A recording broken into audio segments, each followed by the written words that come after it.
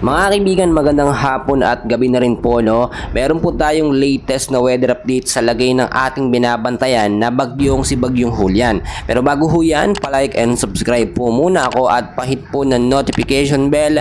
Maraming salamat po. Mga kaibigan, si Bagyong Julian po ay posibleng maging super typhoon at itala ang signal number 4 sa lugar po ng Batanes ito, mga kaibigan. Ayon po sa update natin, posibleng nga itaas hanggang signal number 4 sa Batanes area at hindi inaalis ang posibilidad na direktang tatama si Bagyong Julian sa Itbayat. As of now, ang lakas po ng hangin ito si Bagyong Julian ay nasa 65 kilometers per hour na may 80 kilometers per hour na bugso.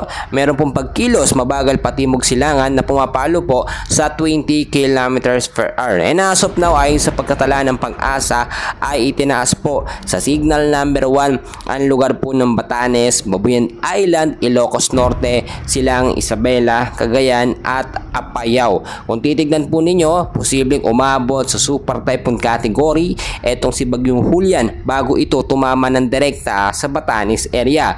Magiging maulan po sa buong Northern Luzon at ilang parte ng Central Luzon. Dulot po yan ng kaulapan at kasama na rin po dyan ang thunderstorm na nakakapekto sa ilang bahagi po ng ating bansa. Ayon na rin po sa pagtatala ng Pag-asa, mga kaibigan, by September 29 po, at Monday po yan, kasama na rin dyan ng September 30 ay patuloy din makakaranas ng malawakang pag-ulan.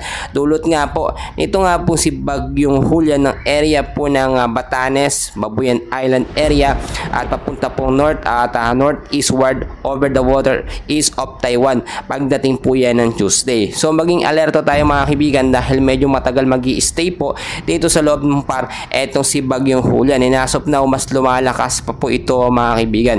Muling paalala, sa taas po ng signal number 1 Ilocos Norte, Apayao, Eastern Isabela, Cagayan, Babuyan Island, Batanes, dahil po yan sa banta po na lumalakas na si Bagyong Julian, mga kaibigan.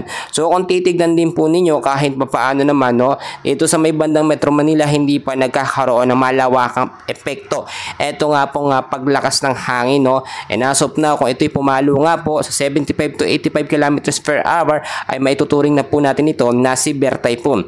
And as of now, ilang bahagi din ng Luzon ngayong araw po o ngayong hapon po ng Sabado ay patuloy po makakaranas ng malawakang pag-ulan at maulap na kalangitan, especially ang Batanes, Babuyan Island, northern portion po ng Isabela. Kasama po yung mga lugar, etong San Pablo, Dibilacan, Maconacon, Palanan, Cabagan, Santa Maria at ilang bahagi po yan ng Ilocos Norte. Posibleng pumalo po ang hangin dyan sa lugar po dyan ng eastern portion po ng Isabela from 39 to 61 kilometers per hour. So mas maganda nakahanda tayo at alerto sa lagay po ng ating panahon, dahil kung titignan po ninyo, tinataya na ito na yung huling bagyo ngayong Setyembre. Do meron tayong update ng mga nakaraan na storm break, pero dahil nga po sa pabago-bagong sitwasyon sa panahon natin ay bigla na lang may pumapasok po na sama ng panahon. Sa labas din ng ating Philippine Area of Responsibility ay meron din po tayo minomonitor at binabantayan na sama nga po ng panahon o sama po ng bagyo. Kung titignan ninyo, ito po tinatawag natin na Tropical Storm JB, na may lokasyon pong 2,180 kilometers east of extreme northern Luzon. As of now, mas malakas yung hangin ito kung para natin kay Julian, na nasa 75 kilometers per hour malapit sa sentro na may bugso up to 90 kilometers per hour. Pa northwestward naman ang kilos nito pabaligtad kay Julian na pumapalo po up to 20 kilometers per hour. So mga kaibigan, maging alerto at maging handa tayo, Sinasabi ko, always know the weather before you go para safe at handa po tayo lagi. Lagi magdala ng payong jacket, kapote, panlaban sa mga biglaang pag-ulan. Maraming salamat po.